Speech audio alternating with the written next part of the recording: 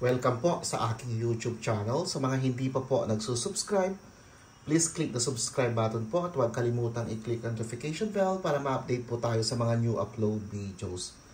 Ayan, today po ay magluluto po tayo ng adobong baka.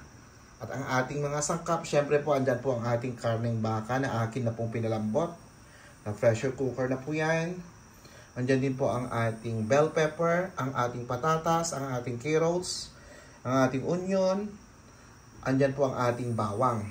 Andyan din po ang ating mushroom. At andito po gagamitin po natin ng 7-Up. Ayan po.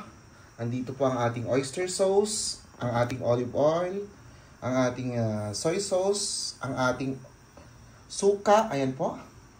Andyan ang ating black pepper, ang ating magic sarap.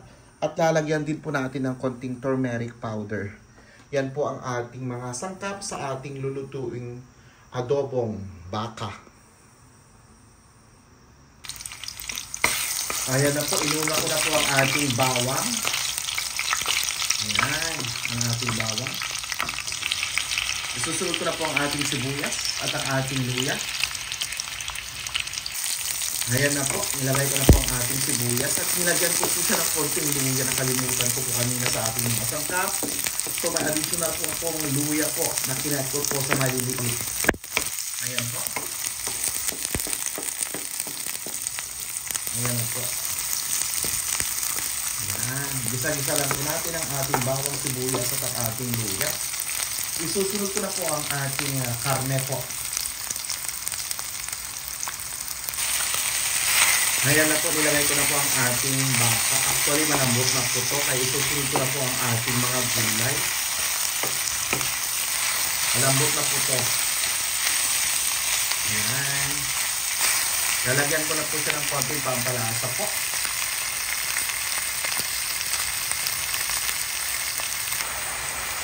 Ayan na po, nilagyan ko na po siya ng konting oyster sauce, soy sauce, magic sarap, black pepper, at ang ating pong turmeric powder. Ayan. Lalagyan ko na po siya ng konting soda po. Pero bago ilagay ang soda, lalagay ko po muna ang ating mga gulay.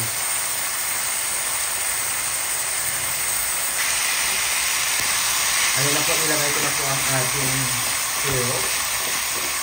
Isusunod ko na rin po ang ating potato. Ayan po.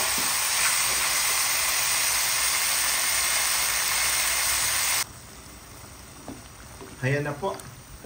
Nilagyan ko na rin po siya ng isang soda. At nilagay ko na rin po ang ating mushroom po para maluto na po ang ating carrots, ang ating patatas at ang ating mushroom together. Ayan. Pakuluan lang po natin. At ilalagay ko po ang ating isa pang soda po.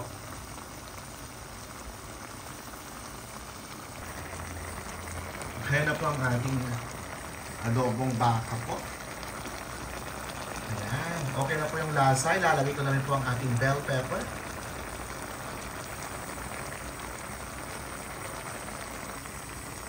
Ayan na po. Nilagay ko na rin ang ating bell pepper.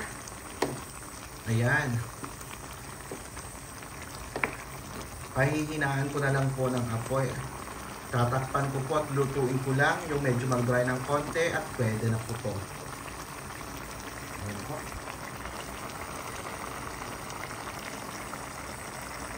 Madali pong naluto kasi malambot na po yung ating baka.